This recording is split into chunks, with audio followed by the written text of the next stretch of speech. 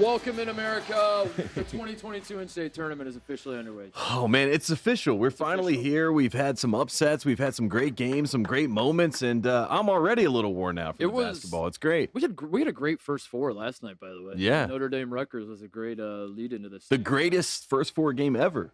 Is that what John Rothstein said that? I'm not sure if that's the truth, but it sounds good. He said it because he was there for it. Yes, That's what it was. yes. He was reporting from the sideline. He was standing outside the huddles trying to eavesdrop in. So first wave of games are done. I think UConn and New Mexico State are about to tip off, right? Yeah. But we have this is the period of time the local news has come on. The Price is Right was on the television. So it's a good time. Impractical Jokers is on. Yeah, this is the window. It's a good time to stop, pause, reflect on this first wave of games, the first dose of madness that we got. Not a ton of madness, Tate. Not a ton of buzzer beaters, not a ton of like shocking upsets. But with that being said, what is the story of the first wave to you? Is it your North Carolina Tar Heels? Do you want me to say it? Do you want me to break that ice? Yeah. The Carolina Tar Heels playing out of their minds, playing their way off the bubble, I should say. Yeah, they finally made the dance. This is the largest margin of victory ever in an 8-9 game. So you can tell that North Carolina was seeded properly. Was it really? By the Bubble Boys. Yeah, 32-point victory, largest all-time in an 8-9 game. That just means Marquette should have been a worse seed. So the Bubble Boys, all at home, who said North Carolina didn't even deserve an 8 seed, you were right. They obviously deserve something else, and it should not have been an 8 or a 9 seed. So to dance on their graves is a great day. But the real story, right, is Iowa. We have to talk about I would say Iowa losing to Richmond is the big story of the as our big board is pointing out. This was not a story to our show mascot Moses, who predicted Richmond to upset Iowa. I did not. I had Iowa in my Elite Eight tape because I'm a moron. Because frankly I'm a moron.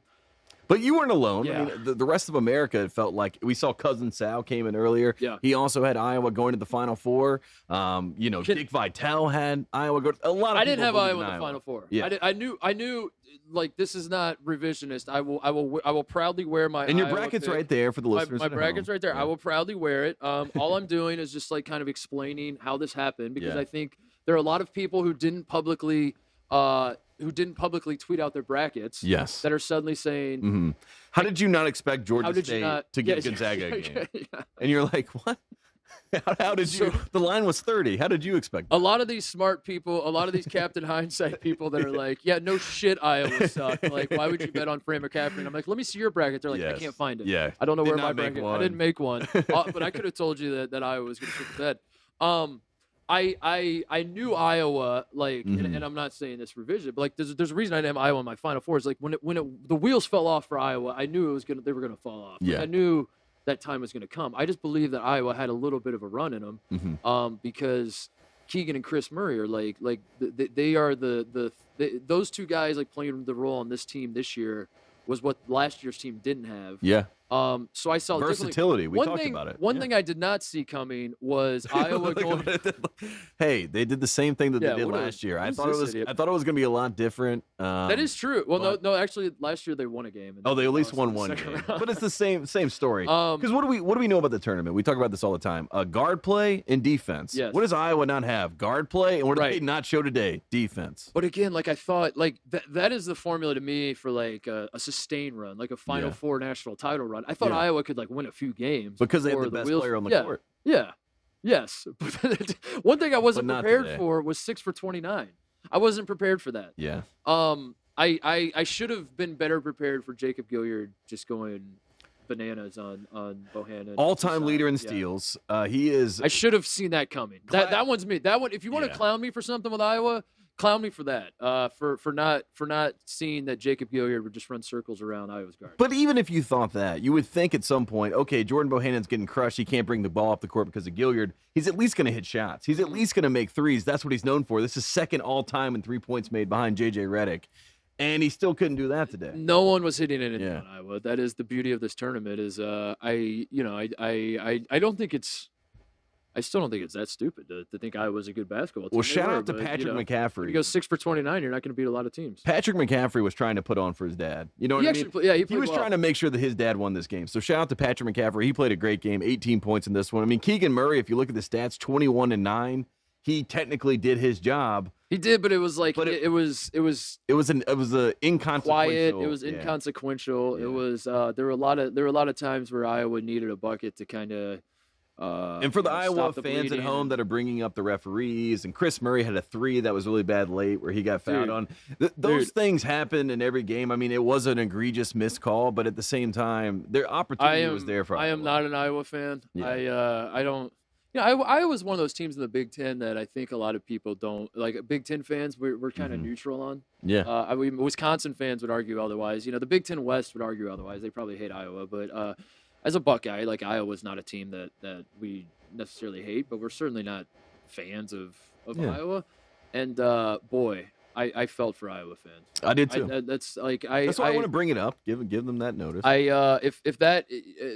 understand we live in a world of narratives and memes and LOL. Fran McCaffrey can't make the Sweet 16 and all of that is fun. And I don't want to stop anybody from making those jokes, but boy, if it was another team and it wasn't as funny to laugh at Iowa's demise, I would feel very bad. That's a shitty missed call. That is like, and it's no way. Huge momentum swinging call, especially for a team that can't buy a bucket. Yeah, you know what I mean. That was the problem in this game. It felt like Iowa kept saying to themselves, "We're going to shoot our way out of this. We're in a slump.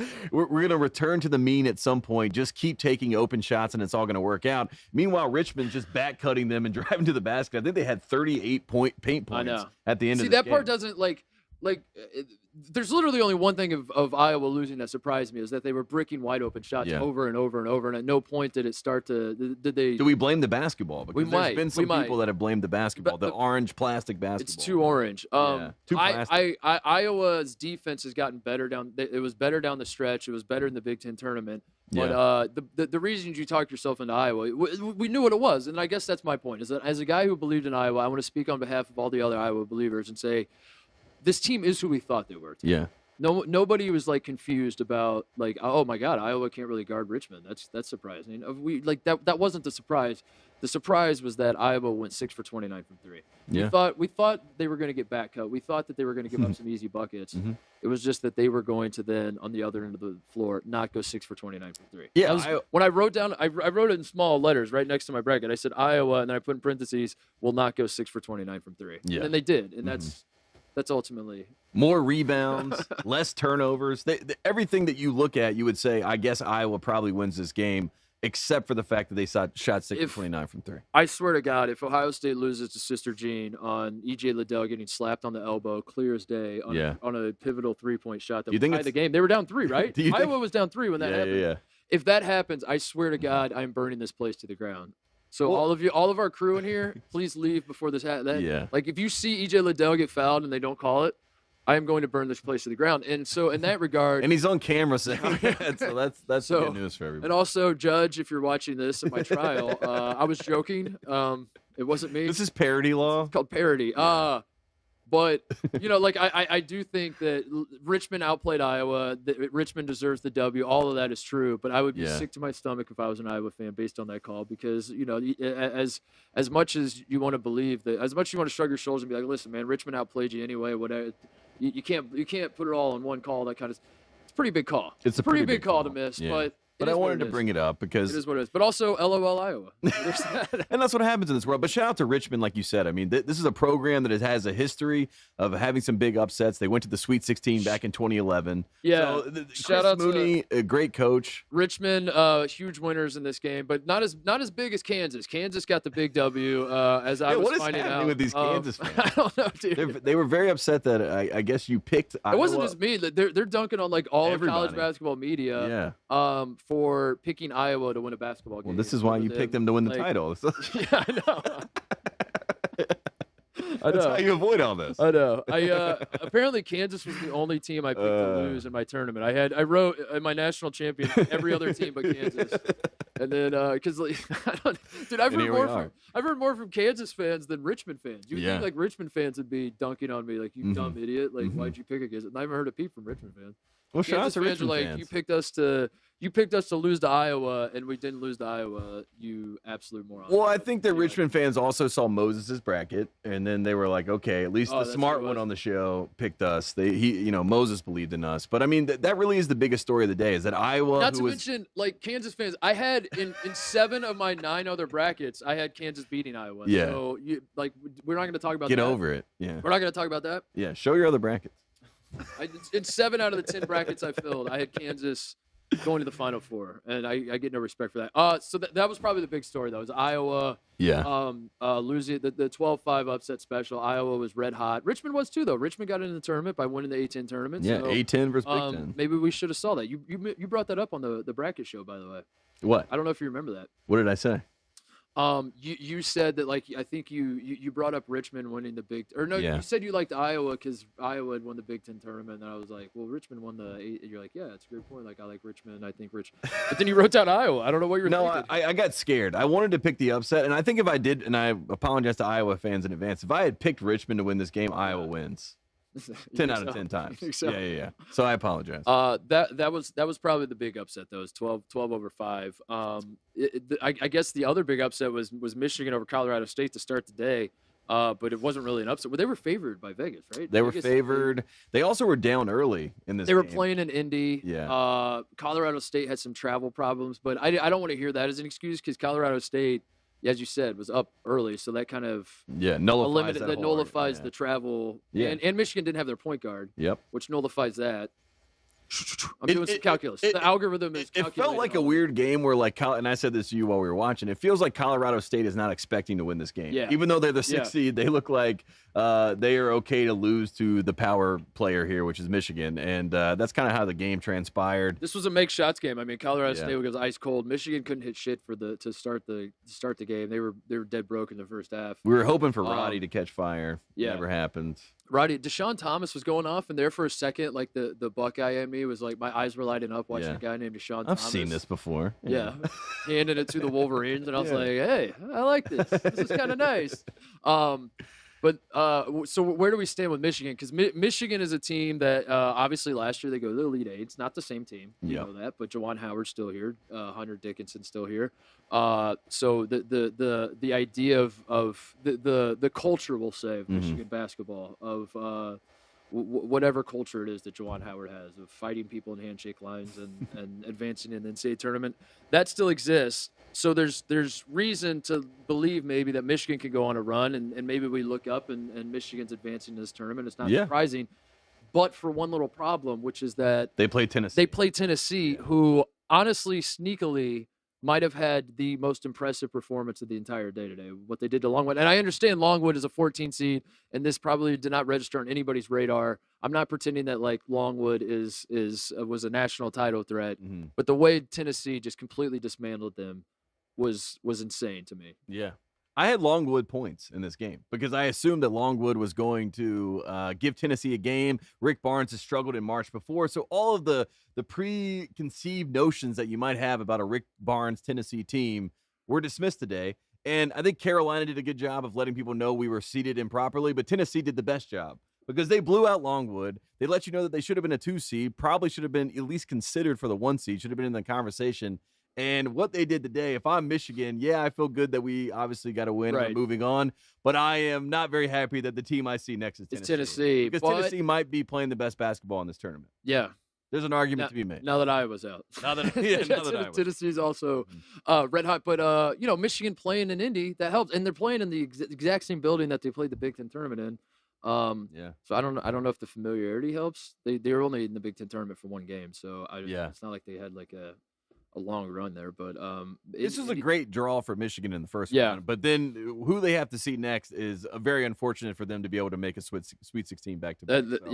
Yeah. Tennessee is. I truth be told, I have Tennessee losing to Ohio State in the Sweet 16. That is 10 trillion% a biased pick. And if I had Villanova or Ohio State, I think I might pick Tennessee to beat Villanova. I don't know. Yeah. And I everyone watching this, by the way, I want to point this out because don't clip this. Don't clip this. Don't aggregate me.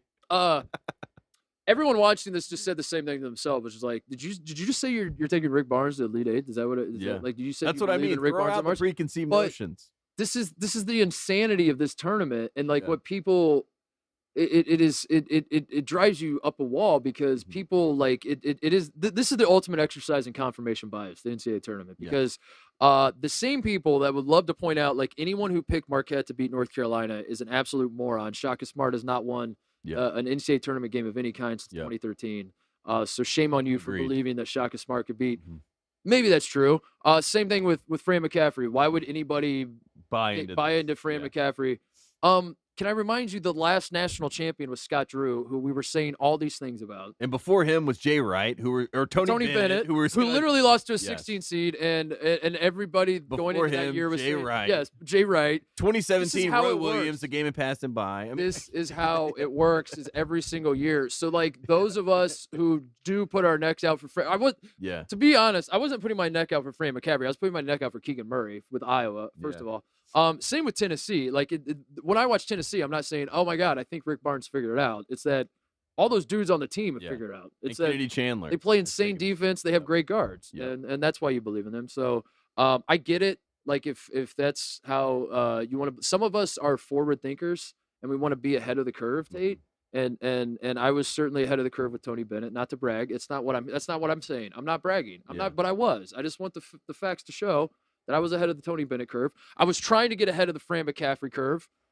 We're going to have to wait. It might start next year. It might start next year. I think Shaka Smart. I think it happens next year. Yeah. You know, I mean, he can't lose 8 straight, can he? That's the question. What else was there? What Memphis. Other? Memphis. That's a great call. Memphis is the one that, I mean, a lot of people obviously were riding high on the Tigers, and there was a little bit of trepidation because you're thinking to yourself, YouTube.com. Yeah, you think to yourself, is Memphis really going to show up and beat a team that won the Mountain West, a team that has looked really good all year? And Boise State, a lot of their fans thought that they should be, a 7 seed, 6 seed, maybe even Colorado State. They should have been that 6 seed.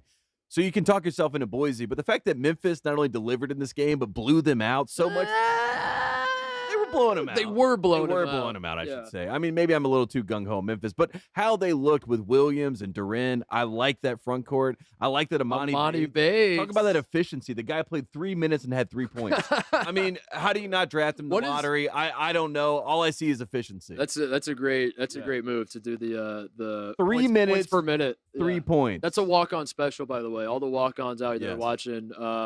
You've done it. You've got in the game. You play 1 minute and hit a 3, and then you start doing the math. If I'm go to your coach, and you're like, Coach, what the if I'm a GM, all I'm thinking to myself is we play 48-minute games. Yeah. And that sounds like a 48 winner. Walk me through the thought process of putting Amani Bates in this game. He has not played since, when was it? Sometime in January, I want to say. Yeah, he went home for that period of Memphis peaked. The Memphis we have been making fun of all season was the Amani Bates version. Yes. Amani Bates leaves, they turn into Memphis State. Yes. They become one of the hottest teams in the country, and the advanced metrics are saying they're one of the 5 best teams since Amani Bates has left the team.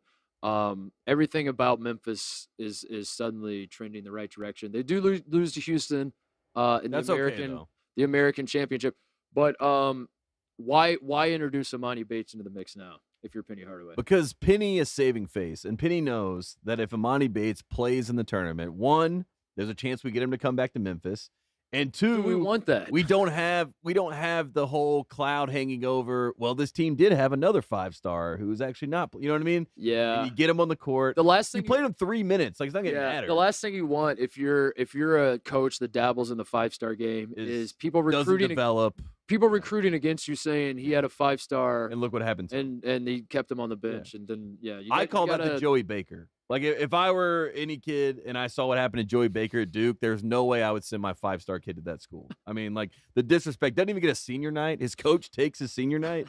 My God. But like you're saying, I mean, those are the things. All roads lead back to Duke on this show. That is the Titus and Tate guarantee. Does not matter who we're talking about. We'll find a way to talk about Duke. What else? Yeah, I mean, I think that was those are the biggest storylines. Oh, Providence. Shout out Providence. Okay. South Dakota State gave him a good game. Another horrible call on a 3. It wasn't as bad though. I mean, the Chris Murray shot that smacked him. That was a horrible call. The Providence was 50-50, I thought. The Jared Bynum 3. I don't think it's that bad of a call. I think it was like That was the way people were arguing it was a bad call was by saying you can't call that in this moment. And anytime you start invoking in this moment or at this point in the game, then you're already playing dangerous. You're already playing a dangerous game. Which means that there's no consistency throughout the game. Yes, exactly. Because I do think if that's a Teddy V call. If there's 14 minutes left in the first half and that call's made, there's not a soul on earth that's like that's a bad call. Yeah. The only reason people are upset is I don't have a problem with it because that was probably a foul. It was the luck of the Friars. It just sucks because you want to watch an upset and you want to watch a good ending, and that kind of put the game away and whatever. But Providence. Do you want to take back anything? You picked Providence. I picked Providence to win this game. Wow. Oh, you picked them to win? I picked Providence to win this game. Who picked them to lose? So one of us picked them to lose. Was it me? Yes. Are you serious? Did I get anything right? I picked Providence, though, I should say. Oh, I picked Baylor. I got Baylor over Norfolk State, so suck it, haters. I called that one. Yeah, Captain Hindsight. Providence had to win one game, I guess. I don't really see them going much further. Dude, but we'll see what happens. The fear of Providence was never about this one game. Yeah. Like Providence. But they should beat Richmond. They'll probably beat Richmond. They should go to the Sweet 16. They should go to the Sweet 16. And then at that point, anything can happen, right? Yeah, exactly. The luck of the Friarish. At that point, it's not over. I thought Creighton stole the luck away and gave it to the Irish, the actual Irish, Notre Dame. But I think that Providence still has something in the tank. So there you go. Providence is not actually Irish, right? Like it's not a they're Friarish. Because if you're someone that consumes college basketball content on the Twitter.com app, a lot of Providence fans are using the shamrock emoji as like a rallying cry. You see, like if because they've taken the luck. A lot of people, they're upset about a lot of people saying it's luck, but they know it's luck. Like that's what I'm saying. They know it. They see it. I don't get it. Like if you're in Vegas and you keep betting on red and it keeps hitting red. Yeah.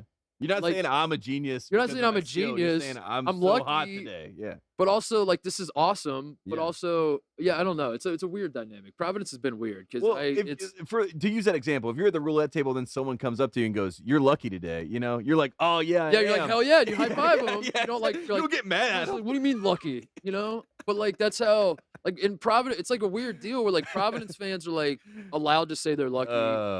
But you and I are not allowed to say it. No, we can't say it. No. But also they're lucky because you watch. I don't know. It's a very, very bizarre. I'm happy for Ed Cooley. That's all I want to say. I'm happy for Ed Cooley, a Coach of the Year nominee. We're really good. We're really happy to see very quickly. Let's. I guess we can wrap up by looking forward. What games are we most excited about tonight?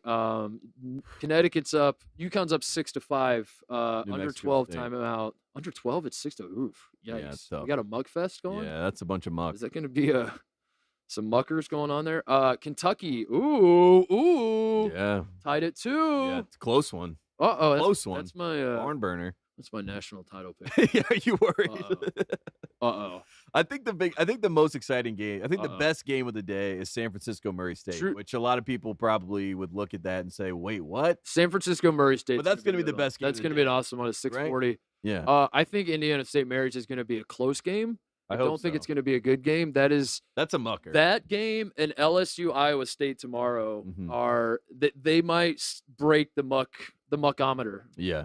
We might see more muck in those two games than we've ever golf seen. When they test the speed of the greens and step meter and they're like, this is too fast. We have to slow it. Put some water on it. Slow it down a little bit. If they were testing the speed, they would have a guy like pull this putter back to his waist and hit it, and it would go an inch. That's how much muck. Yeah, we need more. You're putting in the sand trap with LSU, Iowa State, and Indiana St. Mary's, which, man. Yeah, so I don't know. I mean, I'm going to watch it because, my dad's going to be texting me nonstop about IU St. Mary's, but, boy, that's going to be a mucky game. Starts in 2 minutes at 4:20, so we'll definitely be locked in on that. Kansas is the last game of the night playing Texas Southern. We don't care about that. Kansas already won. Kansas won. Iowa lost. Yeah. So congratulations to Kansas. Did Kansas already win the national title? Is that how that works? Because Iowa lost? Who knew that there was a huge Kansas-Iowa rivalry?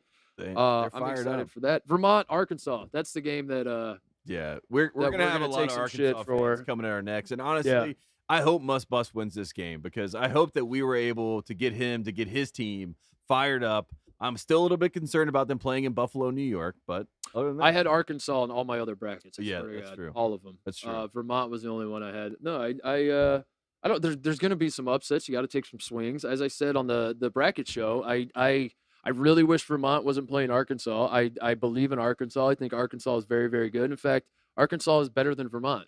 They're definitively a better basketball team than Vermont. And Agreed. if they come out and play, they don't even have to play an A+ game. They play a B+ game. They're going to beat Vermont. It's just when you orchestrate, when you. It wasn't in Arkansas. Like, I don't think Arkansas can do it. It's like if Vermont was the 13 playing Providence, I would have felt even more. Yes. Locked in on the fact that they're going to beat Providence. You know what I mean? When if you are building a 13 seed to beat a 14 seed, I feel like you build Vermont. That's just what you And whether it works or not, I don't know. Which build Vermont. Which seemed to be the confusion from the Arkansas side because they're like, you're just talking about Vermont, and yes, that is true. This is what happens day one, Tate. We get in our feelings too much. We're rationalizing our. We let the high schoolers on the Bird app get inside our brains, but boy. We're fighting. I will say this one last thing. I'm a little concerned tonight about UCLA Akron. Oh, I just want to because I think a 4-13 is going to happen, and I think Arkansas is going to blow out Vermont now since we said this. And I immediately go to Akron UCLA as my red flag. I'm worried about that game. So just putting that in the ether. Or Illinois, Chattanooga. No, please, Illinois. Please, Illinois. If Illinois loses that game, I don't think I can ever pick them again. We're going to have an awesome night. It's going to be fun, but I wanted to sign off this little segment, this first segment of March Madness. Don't play the music yet. Hang on. Shut the music down. What are we doing? I got a message for the haters. We're not done yet. I have a message for the haters, which is those of you that are logged on to the Bird app tonight and want to chirp at Tate and I just want to let you know I am not scared of you. I do not fear you. Yes. As a reminder, last year at the exact same time, the exact same day that Oral Roberts beat my alma mater, and I just sit in this goddamn chair live on the air and let all you losers dunk on me. Like later that same day, Brad Stevens said I'm a masshole and I'm not going to Indiana. And like basically, that was a tough. So I've endured that. Like you think Iowa not going to the Elite Eight like I wanted? You think that bothers me? You think Vermont not beating Arkansas? They think that you adopted the dark, but you were born in it. No, you were born in it. No, dude. That's the difference. I'm not scared of any of you. Bring it on. Let's have some fun. Also, to all those same people, Carolina won by 32. Officially off the bubble. Yeah. We'll be back later tonight doing a live show, wrapping up the whole day. See you guys. See you then.